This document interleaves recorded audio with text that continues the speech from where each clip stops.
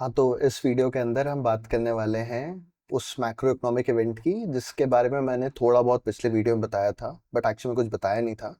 सो इस वीडियो को हम दो पार्ट के अंदर करेंगे। फर्स्ट पार्ट के अंदर मैं आपको बताऊंगा कि वो जो मैक्रो इकोनॉमिक इवेंट है वो इवेंट क्या है। सेकेंड पार्ट में मैं बताऊंगा कि इस मैक्रो इकोनॉमिक इवेंट के इफेक्ट्स क्या हैं। Okay, so first of all जो मैक्रो इकोनॉमिक इवेंट है उसके बारे में बात करते हैं। तो अभी क्या हो रहा है एक्चुअली में कि जो दुनिया है वो एक यूनिपोलर वर्ल्ड से एक मल्टीपोलर वर्ल्ड की तरफ जा रही है। जैसे आप को समझ में आया होगा कि अभी तक जैसे यूएस का एक डोमिनेंस होता था पूरे अक्रॉस द वर्ल्ड, और ये एक रीजन है हो पाता था क्योंकि डॉलर यूएस के पास डॉलर था। बट अब आपको एक्चुअली में पता होगा कि कुछ पिछले एक दो साल के अंदर यूएस ने अपनी जो डेट सीलिंग है वो काफी बार टच करी है। एंड हर बार वो आई थिंक कुछ ना कुछ रेजोल्यूशन लाके उसको अवॉइड कर देते हैं। बट अब वो एक लिमिट से ज़्यादा अब अवॉइड नहीं कर सकते।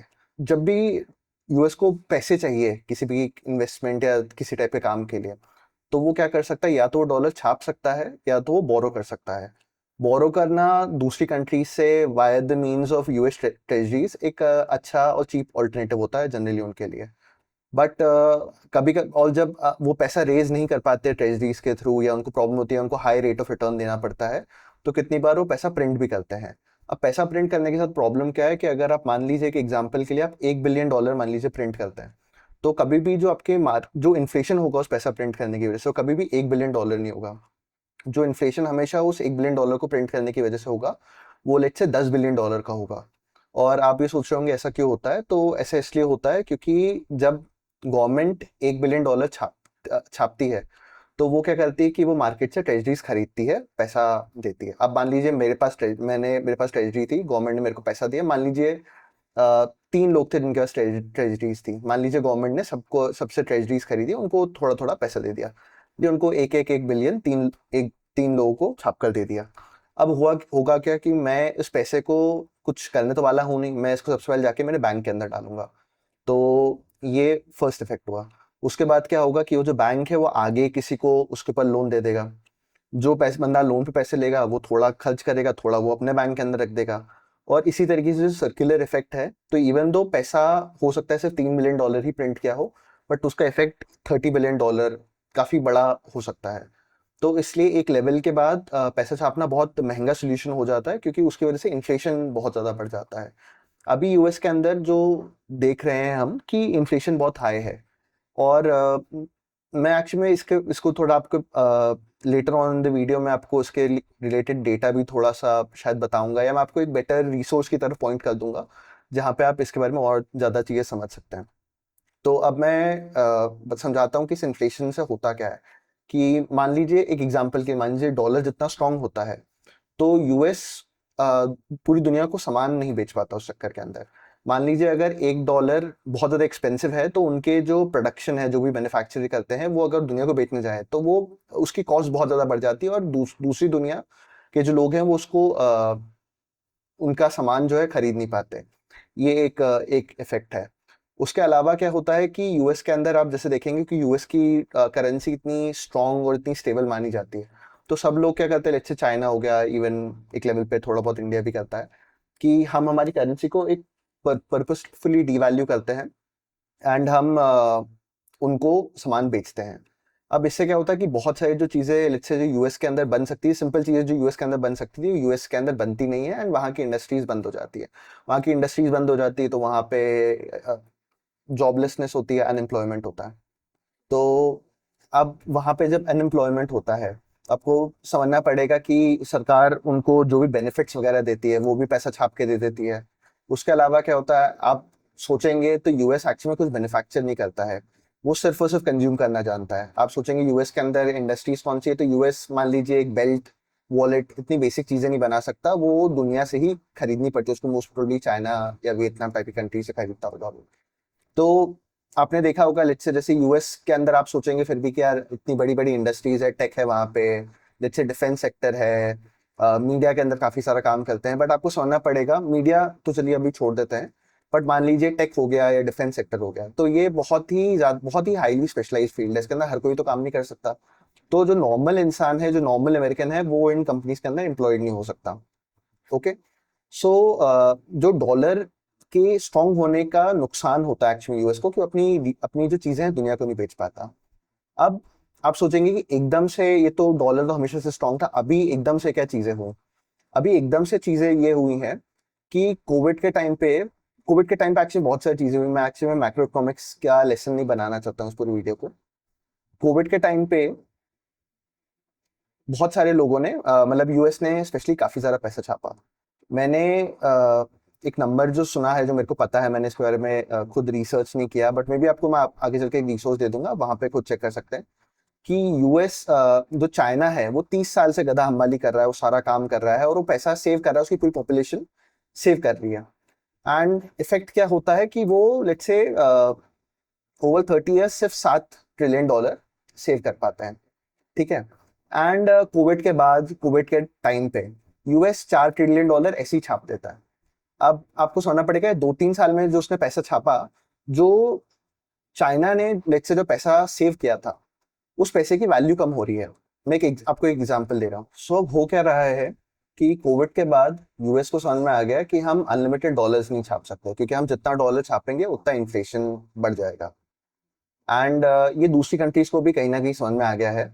आपको मैं आपको इसका एक प्रूफ टाइप देता हूँ। जैसे आपको ये पता होगा कि जो ट्रेजरीज हैं यूएस की, उनकी अभी काफी टाइम से यील्ड्स, जो डिविडेंड यील्ड थी, वो काफी ज्यादा बढ़ गई थी। तो ऐसा क्यों हुआ? तो आपको ये समझना पड़ेगा कि स्मार्ट इन्वेस्टर्स, इस टाइम पे आपको स्मार्ट इन्वेस्टर्स को थोड़ा समझना पड़ेगा कि वो क्या कर रहे थे। तो जो यूएस की लॉन्ग टर्म ट्रेजरीज है काफी सारी, और ये सबसे ज्यादा कौन सी कंट्रीज ओन करती है? चाइना और जापान ओन करती हैं। एंड इन्होंने ही बहुत ज्यादा सेलिंग करी है, ये सब पैसा अपना ट्रेजरी से निकाल रहे हैं, क्योंकि इनको पता है कि जैसे जैसे अभी थोड़े टाइम में जब डॉलर की वैल्यू कम होगी, यूएस को खुद को ही डॉलर को डीवैल्यू करना पड़ेगा। अगर वो यूएस खुद के डॉलर को डीवैल्यू नहीं करेगा, तो वो अपनी प्रोडक्शन, अपनी जो भी फैक्ट्रीज वगैरह सेट करेगा, उसको प्रॉफिटेबली सेट ही नहीं कर सकता है। सो अभी तक क्या हो रहा था कि यूएस पैसा छाप छाप के अपनी इकोनॉमी को चला रहा था और पूरी अक्रॉस द वर्ल्ड गुंडागिर्दी कर रहा था।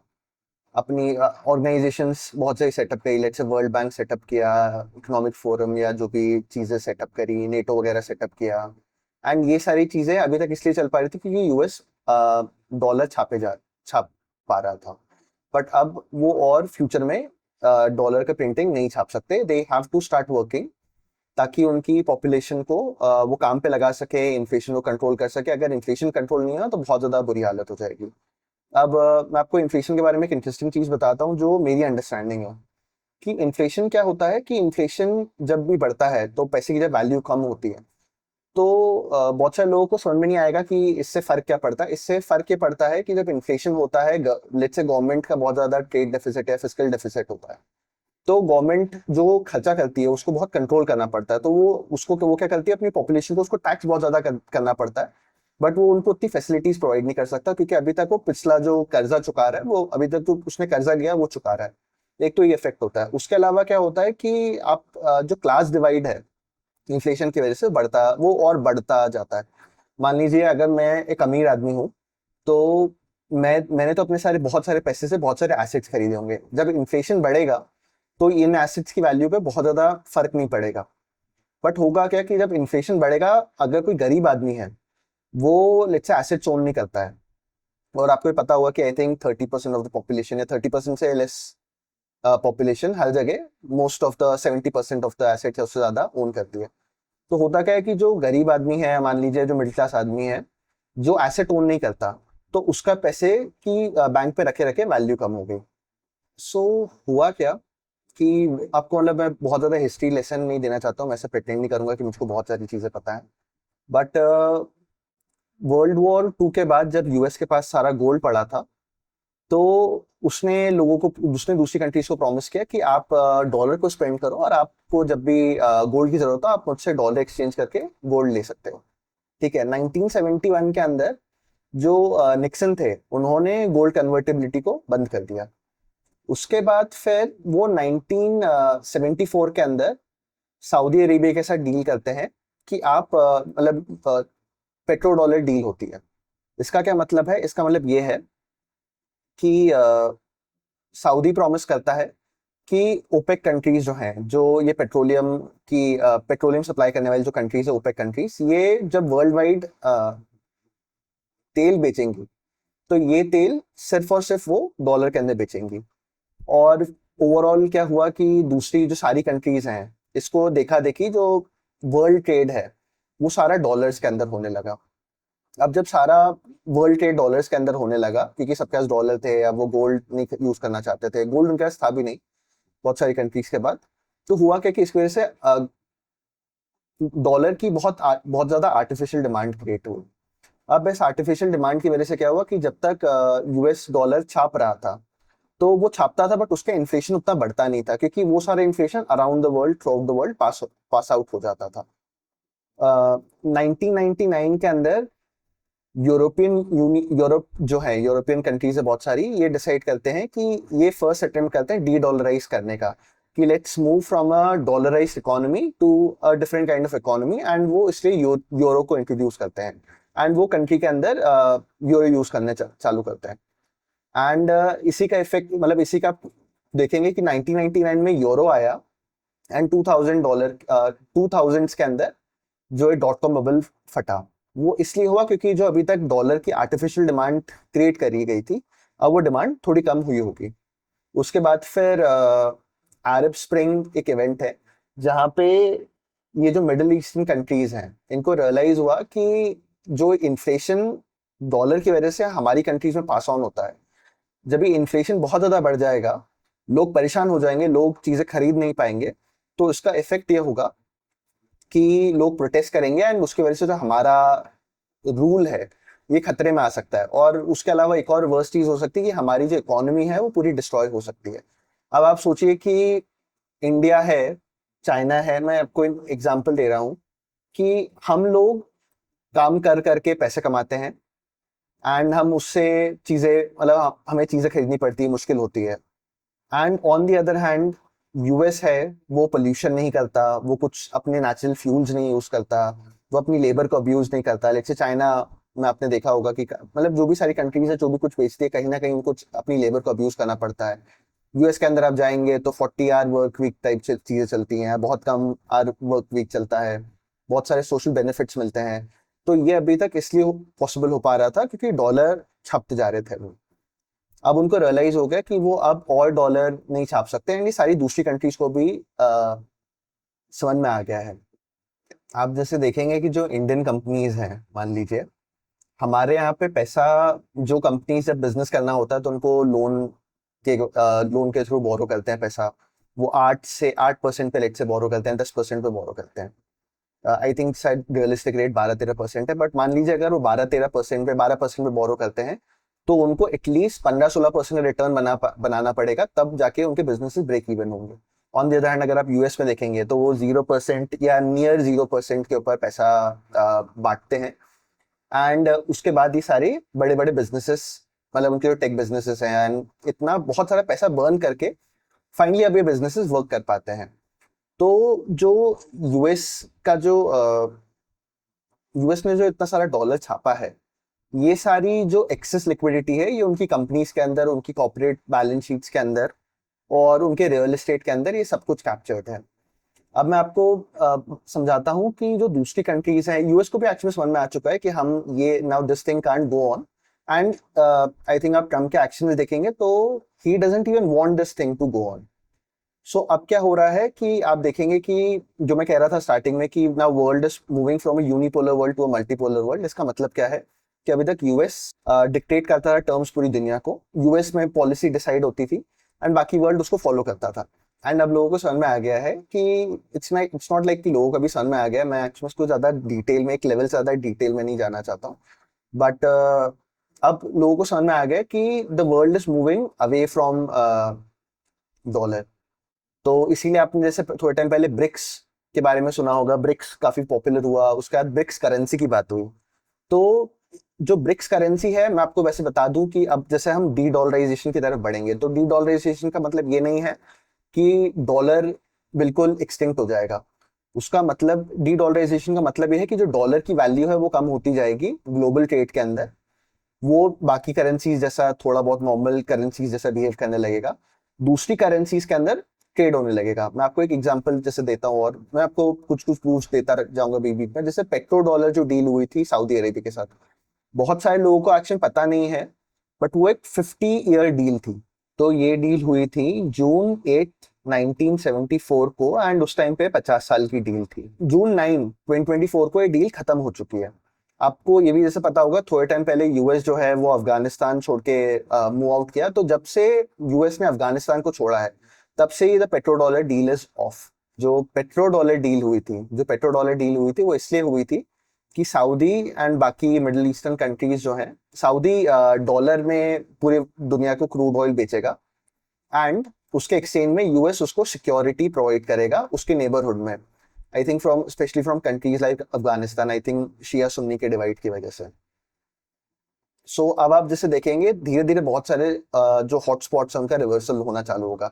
अभी तक जैसे चाइना के अंदर रिलीजन वो नहीं मानते थे, वो उन्होंने अपनी पॉपुलेशन को कम्युनिस्ट आइडियोलॉजी फॉलो कर रही थी, वहां पे वो रिलीजन के ऑपोजिट थे। बट अब आप जैसे थोड़े टाइम से ऐसे इंसिडेंट्स देखने लगे हैं कि जहाँ जो चाइनीज एम्बेसडर टू इंडिया है, इनकी आई थिंक जैसे आप इनकी ट्विटर प्रोफाइल फॉलो कर सकते हैं। तो अब यहाँ पे चाइना के अंदर दिवाली मनाने लग गए हैं वो लोगों ने अभी होली का सेलिब्रेशन किया अच्छा खासा।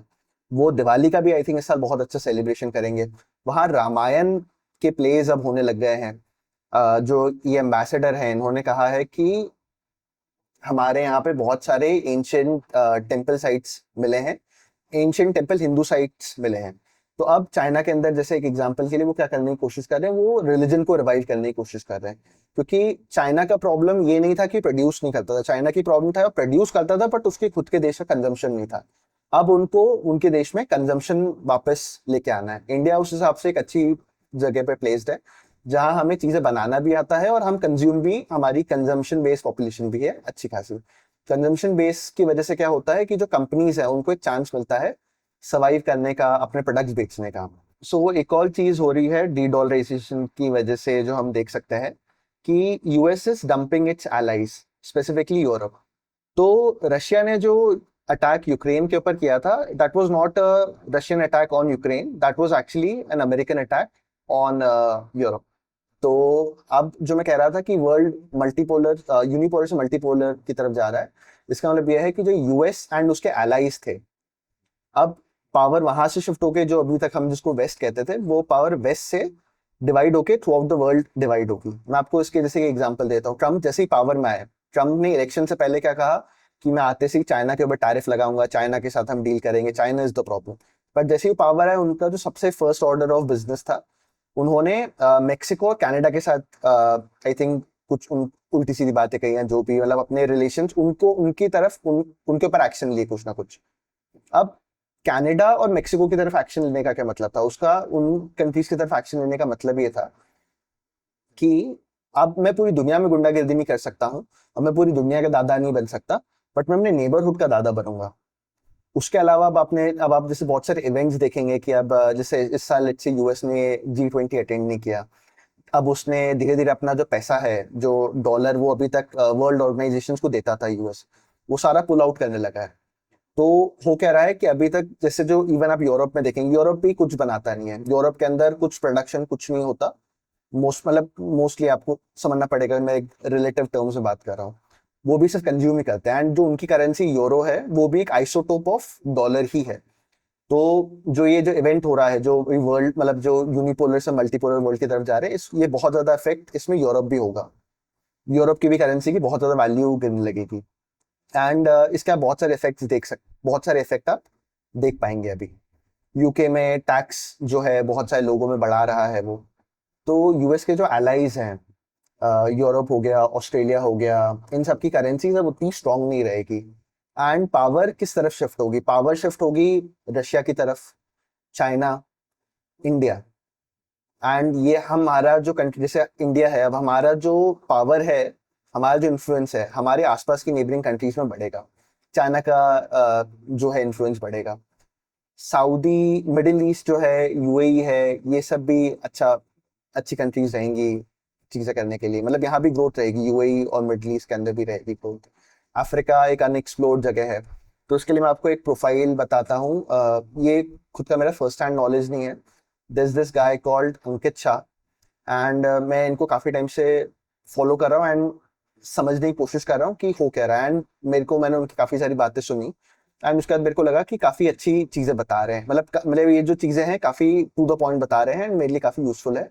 तो उसके बेसिस पे मैंने सारी स्टडी करी है। अभी आप जैसे देखेंगे कि बहुत सारी चीज़ें हो रही हैं, जैसे अभी सऊदी के अंदर मंदिर खुल रहा है। तो सऊदी के अंदर मंदिर क्यों खुल रहा है, आपको खुद को क्वेश्चन करना पड़ेगा, सारे मैक्रो इकोनॉमिक इवेंट्स का रिलेशन क्या है। आप बहुत दूर से देखेंगे तो आपको लगेगा ये नॉइज है, बट ये नॉइज नहीं है, ये सारी चीजें किसी ना किसी रीजन की वजह से हो रही है। तो अब सऊदी ने जो अभी तक इतना सारा पॉपुलेशन है, ये टेररिज्म में खर्च किया, एंड टेररिज्म में भी क्यों खर्च किया उसके भी बहुत सारे रीजंस है। वो टेररिज्म में भी जो पैसा खर्च हुआ वो भी इसीलिए खर्च होता रहा क्योंकि उसकी वजह से डॉलर का वर्चस्व और डॉलर का स्टेटस मेंटेन होता रहा अभी तक। मैं इसके ऊपर अभी डिटेल में नहीं जाना चाहता हूँ। अब सऊदी को रियलाइज हो गया कि मैंने अभी तक जो इतना सारा तेल निकाल के जो मेरा पैसा इन्वेस्ट किया, ये रेडिकलाइजेशन की तरफ पैसा खर्च किया। अब मेरे पास बहुत सारा तेल खत्म हो चुका है, मैंने बहुत सारा पैसा इन चीजों पे उड़ा दिया, और अब now the world is moving away from dollar. अब वो क्या कर रहे हैं कि अब वो अपनी पॉपुलेशन को डी रेडिकलाइज करने की कोशिश कर रहे हैं। एंड इसका इफेक्ट आप जैसे देखेंगे कि जो मंदिर खुला, जो मंदिर बना रहे हैं, आई थिंक यूएई के अंदर ऑलरेडी मंदिर खुल चुका है, एंड सऊदी के अंदर वो खोल रहे हैं, उन्होंने बोल दिया कि बनाएंगे ऐसा कुछ टाइप का। तो आपको समझना पड़ेगा कि बहुत सारी चीजों में क्या सिग्नलिंग हो रही है। तो मैं आपको इसके बारे में और थोड़े से प्रूफ देता हूँ। आपको जैसे समझना पड़ेगा कि अभी जो थोड़े टाइम पहले डिविडेंड यील्ड्स बढ़ी थी ट्रेजरीज की, तो वो ट्रेजरीज की डिविडेंड यील्ड क्यों बढ़ी थी? जब ट्रेजरीज की डिविडेंड यील्ड बढ़ी थी, इसका मतलब ये था कि जिनके पास ट्रेजरीज थी वो बेच रहे थे। एंड जो मेरा एनालिसिस है, मेरा जो अंडरस्टैंडिंग है, उसके उसके हिसाब से मैंने ये कंक्लूड किया है कि चाइना एंड जापान सबसे बड़े ट्रेजरी होल्डर्स हैं। उन्होंने ट्रेजरी से डंप करी है मार्केट में, एंड इसी की वजह से आपने उसके इफेक्ट में देखा है कि जो ट्रेजरी यील्ड्स हैं वो बहुत ज़्यादा बढ़ गई। आपको ये भी चीज़ समझना पड़ेगा कि इस टाइम पे स्मार्ट मनी कहाँ पे था। तो जो ट्रेडिशनल अच्छे स्मार्ट इन्वेस्टर्स थे वो लॉन्ग टर्म ट्रेजरीज में नहीं थे, वो शॉर्ट टर्म ट्रेजरीज के अंदर थे।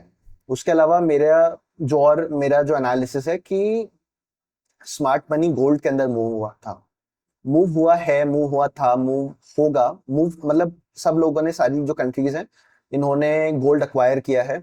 अभी एक इन्वेस्टमेंट एडवाइस नहीं कह रहा हूँ मैं आपको, बट हाँ, मतलब फ्यूचर में गोल्ड स्ट्रॉन्ग ही रहेगा, बट फिर भी this is still not an investment advice. But smart money यहाँ पे मूव हो रहा था।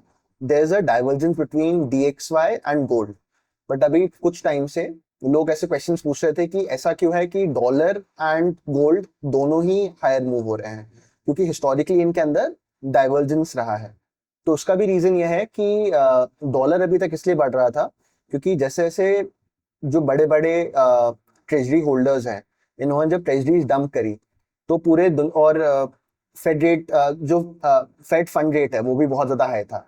तो उसका एक तो सबसे पहले जब फेड रेट हाई रहता है, फेड फंड रेट हाई रहता है, तो क्या होता है, सारा पैसा जो डॉलर में पूरी दुनिया भर में इन्वेस्टेड होता है वो निकलता है वहां से, एंड यूएस की तरफ it it heads towards US. That's the first thing. उसके अलावा जब इन कंट्रीज ने ट्रेजरीज बेचनी चालू करी तो इनकी यील्ड्स बहुत ज्यादा बढ़ गई।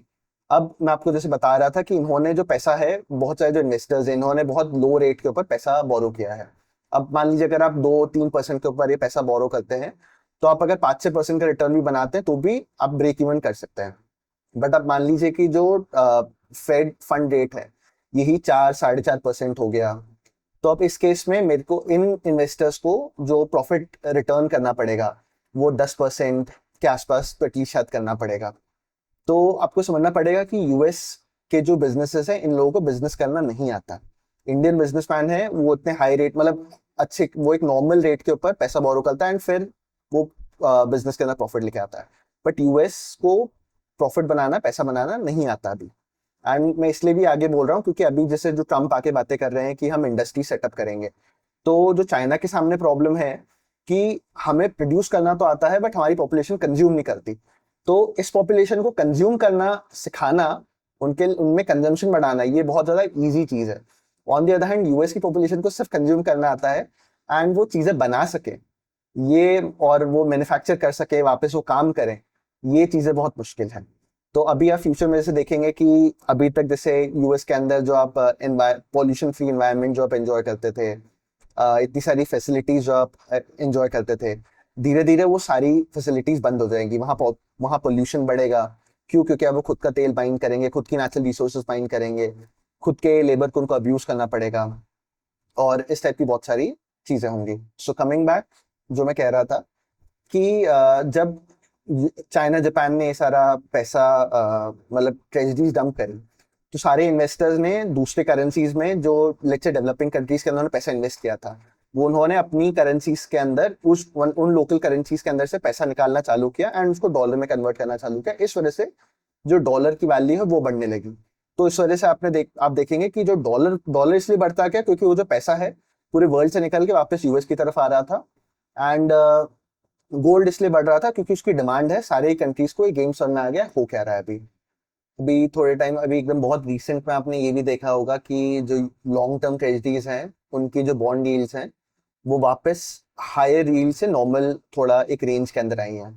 तो आपको, मेरी अंडरस्टैंडिंग ये है कि ये आर्टिफिशियली किया गया है।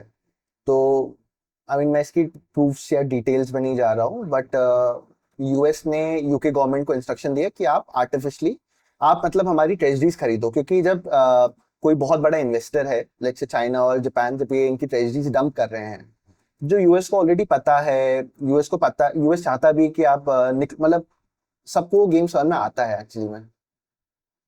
सो यूएस ने अपने जो अलाय है यूके को बोला कि तुम मार्केट से हमारी ट्रेजरीज खरीद लो, मैं आपको बताऊंगा क्यों खरीद लो, बट तुम हमारी ट्रेजरीज खरीद लो। अगर मान लो कल को कुछ प्रॉब्लम होती है तुम्हें हमारी ट्रेजरीज खरीदने पे, क्योंकि तुम खरीद रहे हो हमारी ट्रेजरीज, तो हम तुम्हें बेल आउट कर देंगे। एंड ये किया क्यों जा रहा है?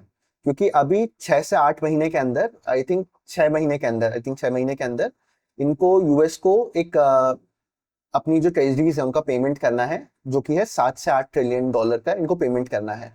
अब ये पेमेंट कर तो पाएंगे नहीं, तो इनको मोस्ट प्रॉब्ली इसको रोल ओवर करना पड़ेगा। और अगर मान लीजिए फेड रेट हाई रखता है तो इनकी कॉस्ट ऑफ रोल ओवर बहुत ज्यादा बढ़ जाएगी। अब ये ऑफकोर्स ट्रम्प चाहते हैं, एंड इसलिए उन्होंने फेड चेयरमैन को बार बार इंडिकेट भी किया कि आप फेड फंड रेट काटो, क्योंकि फेड फंड रेट कटेगा नहीं तो ये जो ट्रेजरीज हैं, जो उनका ट्रेजरी का पेमेंट है, ये रोल ओवर नहीं कर पाएंगे। इसीलिए आपने जैसे देखा होगा कि जब आई थिंक मोदी भी ट्रम्प से मिलने गए, तो ट्रम्प अभी दुनिया में सब लोगों से पैसा ही मांग रहे हैं, सारे वर्ल्ड लीडर्स उनसे डर रहे हैं कि आप हमसे पैसा मत मांगो, मतलब वो सब उनको अवॉइड कर रहे हैं ताकि ये ट्रम्प हमसे ही पैसा ना मांग ले। मोदी जी भी जैसे जब ट्रम्प को मिलने गए थे तो उन्होंने उनको क्या बेचने की कोशिश करी थी, आपको अगर न्यूज फॉलो करते होंगे तो आपको पता होगा कि उन्होंने उनको भी ट्रेजरीज या यूएस सिक्योरिटीज बेचने की कोशिश करी थी। इसके अलावा यूएस ने जितने भी जगहों पे वो पैसा स्पेंड करता था उन्होंने सब बंद कर दिया है। एक और चीज जो अभी हो रही है, वो सब लोगों को ऐसे दिखा रहे हैं कि डोज आ गया है एंड डोज की वजह से हम पैसा बचा पाएंगे। तो मुझको, मेरी जितनी अंडरस्टैंडिंग है, डोज की वजह से कुछ ज्यादा इफेक्ट नहीं पड़ेगा। सो अभी वो, उनको बहुत ज्यादा डेट की प्रॉब्लम है, और भी उनकी एक्चुअली में मैं एक लेवल से ज्यादा डीप में नहीं जाना चाहता हूँ। उनको एक्चुअली प्रॉब्लम सिर्फ और सिर्फ इकोनॉमिक्स की प्रॉब्लम नहीं है, डेट की प्रॉब्लम मेन नहीं है, बट कल्चरल और सोशल बहुत सारी ऐसी प्रॉब्लम्स हैं जिसकी वजह से अब उनकी पॉपुलेशन को कमाना ही नहीं आता। तो ये जो अनप्रोडक्टिविटी है, ये दिस इज एक्चुअली में द रियल प्रॉब्लम। बट मैं इसके बारे में अभी मैं इसकी डेप्थ में नहीं जाना चाहता हूँ। सो मैं आपको इस वीडियो के अंदर, ये टॉपिक वैसे बहुत बड़ा है, मैं इस वीडियो के अंदर आपको सिर्फ थोड़ा बहुत आइडियाज देना चाहता हूँ कि वर्ल्ड वाइड क्या हो रहा है। आप थोड़ी इसके ऊपर अपने खुद भी रिसर्च करेंगे तो आपको भी क्लियर हो जाएगा कि क्या हो रहा है। तो अब हम बात करेंगे कि इन सारी चीजों का इफेक्ट क्या होगा यूएस के ऊपर, और पूरी दुनिया के ऊपर। एंड मेजरली मैं बात करूंगा कि इंडियन इन्वेस्टर्स को क्या कर सकते हैं, मैं क्या कर रहा हूँ फॉर एग्जाम्पल। तो अभी क्या होगा कि जो ये बहुत सारी एक्सेस लिक्विडिटी है, जो यूएस ने बहुत सारा जो नोट वोट छापा है, ये जो सारी चीजें हैं, ये इनके रियल एस्टेट मार्केट, इनके कॉर्पोरेट्स के अंदर इस जगह पे बहुत सारी ओवर वैल्यूएशन है। अभी मुझको जो मेरी जो अंडरस्टैंडिंग है कि यूएस में जो रियल एस्टेट मार्केट है, यूरोप का जो रियल एस्टेट मार्केट है, यहाँ पे करेक्शन होना चाहिए। यूएस में जो बहुत सारी कंपनीज है, यूएस यूरोप यूरोप में चलिए मैं अभी स्पेसिफिकली नहीं जाता हूँ, बट लेट्स से यूएस में बहुत सारी कंपनीज बैंकरप्ट होंगी, बहुत सारी कंपनीज बंद होंगी, इनकी जो पूरी के पूरे मार्केट की वैल्यूएशंस हैं वो करेक्ट होंगी। तो मुझको ऐसा लगता है कि जो यूएस का जो टेक सेक्टर है ये भी काफ़ी ज़्यादा ब्लोटेड है। मेरे हिसाब से यूएस के मार्केट्स में बहुत बड़ा फॉल आएगा। जब यूएस के मार्केट्स में बहुत बड़ा फॉल आएगा, यूएस टेक सेक्टर में बहुत बड़ा फॉल आएगा, तो of course Indian IT companies के अंदर ही बहुत बड़ा फॉल आना चाहिए। मुझको ऐसा लगता है क्योंकि हमारा आईटी सेक्टर इसीलिए इतना काम करता है क्योंकि हम इन यूएस कंपनीज को सर्विसेज प्रोवाइड करते हैं। अभी तक तो क्या हो रहा था कि यूएस डॉलर प्रिंट करते जा रहा था, एंड ये जो कंपनीज हैं ये उस पैसे को बर्न करके इनोवेट, ऐसा कहती थी कि वो इनोवेट कर रही है, बट एक्चुअली में वो पैसा बर्न कर रही थी। अगर आपको फ्री में पैसा मिले तो कोई भी इनोवेट कर लेगा। बट अब जैसे ये टेक सेक्टर नीचे आएगा, उसी तरीके से हमारी जो इंडियन आईटी सेक्टर है इसको भी, ये भी शायद नीचे आएगा। And since US companies affect होंगी तो रिसेशन भी एक बहुत ऑब्वियस पॉसिबिलिटी है। मैं आपको इसका एक और एग्जांपल देता हूँ कि ये जो करेंसीज के बीच में डिफरेंशियल है, इसकी वजह से होता क्या है कि let's say Indian and Chinese citizens हैं, हम तो घिस घिस के काम करते हैं, बट जो यूरोपियन लोग हैं या फिर यूरोपियन सिटीजन्स हैं या अमेरिकन सिटीजन्स हैं, वो इवन तो उतना काम नहीं करते, but they enjoy a much better and much higher quality of life than people in this part of the world. And जब मैं कह रहा हूँ कि डॉलर की वैल्यू नीचे आएगी, उसके isotope currencies let's say euro की भी वजह से वैल्यू नीचे आएगी, वैसे वैसे दूसरी currencies let's say Indian rupee हो गया, चाइनीज रेनमिन भी हो गया, जो भी रशिया की जो भी करेंसीज हैं, ये दूसरी करेंसीज हैं, ये स्ट्रॉन्गर होंगी। अभी तक हम उनके उनके प्रोडक्ट्स नहीं एंजॉय कर पाते थे, हम उनके प्रोडक्ट्स नहीं खरीद पाते थे। अब ऐसा ये पॉसिबिलिटी है कि वो लोग हमारे प्रोडक्ट्स नहीं खरीद पाएंगे, वो हमारे मार्केट्स में इन्वेस्ट करना उनके लिए ज़्यादा, उनको पैसा लगेगा। इंडियन रियल एस्टेट खरीदना उनमें उनको ज़्यादा पैसा लगेगा। अब इस चीज़ की वजह से और क्या होगा कि चाइना एंड इंडिया के रिलेशंस इंप्रूव होंगे। तो अगर चाइना एंड इंडिया के रिलेशंस इंप्रूव होंगे तो पॉसिबिलिटी है कि हमारे जो ट्रेडिंग है हम दोनों कंट्रीज के बीच में, वो भी काफी इंप्रूव हो जाए। And so I am going to look out for sectors या स्टॉक्स जिसको इस वजह से फायदा होगा चाइना के साथ ट्रेड इंक्रीज होने की वजह से। एक चीज और मैं कर रहा हूँ कि जो कंपनीज जिनका काफी मेजोरिटी ऑफ रेवेन्यू यूएस या यूरोप से आ रहा है, मैं उन कंपनीज को भी अवॉइड कर रहा हूँ, क्योंकि अगर इन करेंसीज की पावर वीक होगी तो going forward from an investment perspective in सारी कंपनीज के रेवेन्यूज हर्ट होंगे। और क्या होगा, सो बेसिकली ये लोग अभी जैसे कह रहे हैं कि क्रिप्टो के अंदर हम पैसा मूव करेंगे। अभी जैसे आपने बहुत बड़े बड़े इन्फ्लुएंसर्स को सुना होगा, लाइक अक्षत श्रीवास्तव और ये सारे लोग कह रहे हैं कि यूएस मार्केट के अंदर इन्वेस्ट करो, क्रिप्टो के अंदर इन्वेस्ट करो। तो मुझको ऐसा लगता है कि आपको इस टाइप के फिन इन्फ्लुएंसर्स की बातें सुनना नहीं चाहिए। मैं जैसे बता रहा हूँ कि यूएस मार्केट में क्रैशेस और बहुत बड़ी बड़ी प्रॉब्लम्स अभी they are due for it. And मैं सिर्फ टाइम वाइज नहीं बोल रहा हूँ, ये एक बहुत बड़ी साइकिल का शायद एंड हो रहा है, जो कि मतलब डॉलर की साइकिल है। तो अभी जिस टाइप से ग्लोबलाइजेशन हुआ था, अभी हम फिर से, ग्लोबलाइजेशन खत्म नहीं हो जाएगा, बट ग्लोबलाइजेशन एक लोकल नेबरहुड के साथ लोगों का ज्यादा ट्रेड बढ़ेगा। फॉर एग्जांपल यूएस का ट्रेड कनाडा मेक्सिको के साथ थोड़ा ज्यादा बढ़ेगा, इंडिया का trade with in India and out with its neighbours काफी ज्यादा बढ़ेगा। मैं क्रिप्टो से दूर रहने को क्यों कह रहा हूँ, क्रिप्टोज से इसीलिए दूर रहना है क्योंकि क्रिप्टोज के अंदर कोई वैल्यू नहीं है। बहुत सारे फिन इन्फ्लुएंसर्स अभी, मेरा जो बहुत सारे फिन इन्फ्लुएंसर्स आपको कह रहे हैं कि क्रिप्टो के अंदर इन्वेस्ट करो। मुझको ऐसा भी लगता है कि अभी 1-2 साल बहुत ज्यादा एड्स भी चलेंगे, मेरे को नहीं पता, नहीं शायद 1-2 साल, बट एटलीस्ट इस साल मेरे को लगता है काफी सारे एड्स भी चलेंगे। लोग कहेंगे यूएस क्रिप्टो करेंसीज के अंदर इन्वेस्ट करो, US government is investing in cryptos. मुझको एक्चुअली नहीं लगता कि कोई भी anyone in their Sen mind crypto के अंदर कोई भी गवर्नमेंट अपना पैसा मूव करेगी। ये इसलिए है क्योंकि अगर आप मान सोचिए कि आप गवर्नमेंट है, तो one of the many freedoms you enjoy is printing money. अगर आप क्रिप्टो के अंदर चले जाते हैं तो आप वो राइट एक तरीके से लूज कर देते हैं, एंड क्रिप्टो ट्रैक नहीं हो सकता।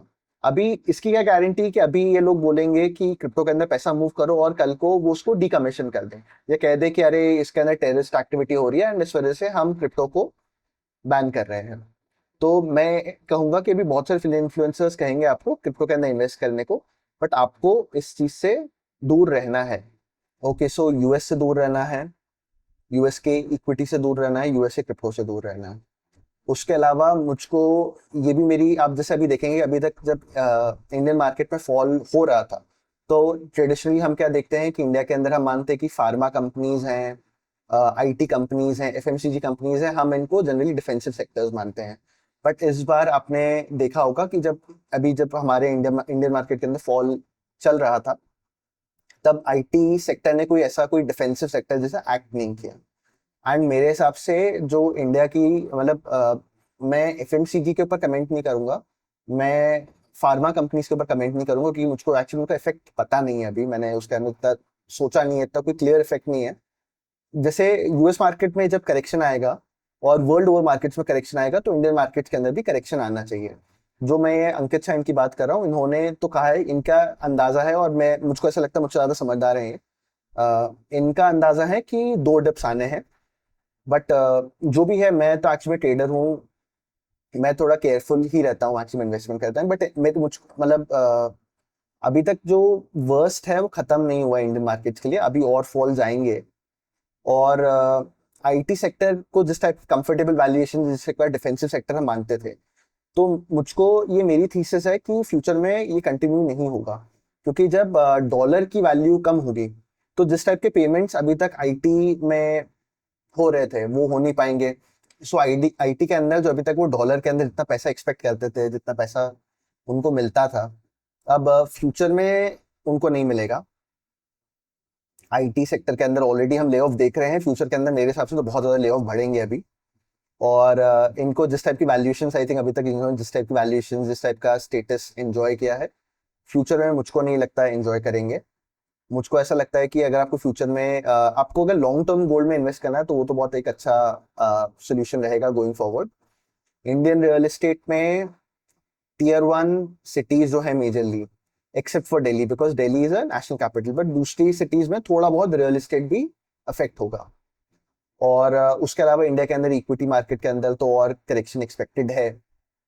सो लेट्स सी क्या होता है। तो ये तो थी मेरी थीसिस। जो ये मिस्टर अंकित शाह हैं, मैं इनकी भी कुछ कुछ चीज़ आपको बता देता हूँ कि इनकी क्या क्या थिंकिंग है बहुत सारी चीज़ों में। एंड मुझको एक्चुअली इनकी थिंकिंग पूरी समझ में आई नहीं है, बट मैं फिर भी आपको बताना चाहता हूँ, क्योंकि मुझको ऐसा लगता है कि उनकी थिंकिंग रेलेवेंट हो सकती है बहुत सारे लोगों के लिए। उनका ये भी सोचना है कि टीयर 1 सिटीज में मान लीजिए रियल एस्टेट में जो थोड़ी बहुत मतलब वैल्यूएशन 5-7% तक गिर सकती है, एंड टीयर 2 टीयर 3 सिटीज के अंदर, गाँव के अंदर, यहाँ पे वैल्यूएशंस वापस आएंगी। उनका ये भी सोचना है कि जो इंडियन मैन्युफैक्चरिंग है, मैं ओवरऑल आई थिंक उनका तो ये पूरा उनका थॉट प्रोसेस पूरे वर्ल्ड के लिए है कि मैन्युफैक्चरिंग के अंदर वैल्यूएशंस आएंगी। जैसे मैं कह रहा हूँ कि आईटी के अंदर वैल्यूएशंस कम होंगी, गिरेंगी या जाएंगी, उनका ये सोचना है कि एग्रीकल्चर के अंदर वैल्यूएशंस वापस आएंगी। जो पुराने थोड़े सेक्टर्स थे उनके अंदर वैल्यूएशंस वापस आएंगी। टीयर 2 टीयर 3 सिटी के रियल एस्टेट अच्छे करेंगे, विलेज के रियल एस्टेट अच्छा करेंगे फ्यूचर में। तो लेट्स सी। तो ये वीडियो बनाने का मेरा पर्पस किसी को डराना नहीं था, किसी को मैं नहीं नहीं मैं हवा हवाई बातें नहीं करना चाहता हूँ। ये मेरी थीसिस है, मैं उसको शेयर करना चाहता हूँ। अगर थीसिस मेरी गलत प्रूव होती है, मार्केट अलग तरीके से बिहेव करता है, मार्केट ऊपर जाता है, बुलिश हो जाता है, तो it's well and good. But ये मेरी थीसिस अभी गोइंग फॉरवर्ड रहेगी। तो the worst isn't over yet. So I would just advise you guys to be prepared, and अपना पैसा बहुत ध्यान से यूज करिए। बहुत सारे इन्फ्लुएंसर्स हैं, एक एग्जांपल के लिए अक्षय श्रीवास्तव हो गए, मैंने समीर अरोड़ा के ऊपर वीडियो बनाया है। आई थिंक एक शंकर करके भी कोई है, वो भी बड़े इन्वेस्टर, उन्होंने बोला है कि 0% रिटर्न मिलेगा। तो मुझको लगता है कि एक्चुअली में आपको इन सब लोगों की, आप जिसकी बातें सुन रहे हैं, आपको बहुत केयरफुली सुनना चाहिए कि किसकी बात सुन रहे हैं, क्योंकि हर कोई जनरली ना अपने फायदे की बातें कर रहा है, वो आपको कोई ना कोई प्रोडक्ट बेचना चाह रहा है। तो आपको बहुत केयरफुली इवैल्यूएट करना चाहिए कि आपको किसकी बात सुननी चाहिए। एंड मैं आपको रिकमेंड करूंगा, मतलब अगर आप सिर्फ अगर एसआईपी करने वाले इंसान भी हैं, तो अगर मान लीजिए मैंने क्योंकि सोचा है कि अगर मैं एसआईपी करता तो मैं क्या करता, तो मैं मे बी अभी बहुत छोटी छोटी माइक्रो एसआईपी अभी कंटिन्यू करता। एंड जैसे जैसे फॉल और होगा, अगर मान लीजिए होता है तो मैं इन्वेस्टमेंट्स और ज्यादा बढ़ा देता हूँ। जैसे जैसे मतलब इन्वेस्टमेंट जैसे जैसे मार्केट गिरेगा, आपको आपका इन्वेस्टमेंट आइडियली बढ़ना चाहिए अगर आप एसआईपी वाले रास्ते पे है तो। बल्क में आप मार्केट के अंदर पैसा मत डालिए। अभी मैं ये कह रहा हूँ कि मार्केट करेक्ट होगा या इंडियन मार्केट में करेक्शन है, तो मैं इस साल की सिर्फ अकेले की बात नहीं कर रहा हूँ, मैं इस साल, अगले साल, थर्ड ईयर की भी बात कर रहा हूँ, मतलब आज से 3 साल आगे की भी बात कर रहा हूँ मैं। तो मार्केट एक लाइन में नीचे गिरता नहीं, एक लाइन में ऊपर जाता नहीं है। काउंटर रैलीज फिर भी चलती रहेंगी, बट ओवरऑल 1-2 साल का ट्रेंड तो मुझको ऐसा लग रहा है कि नेगेटिव ही रहेगा। तो बहुत केयरफुली इन्वेस्ट करिए, बहुत आराम आराम से इन्वेस्ट करिए। And thank you for watching the video.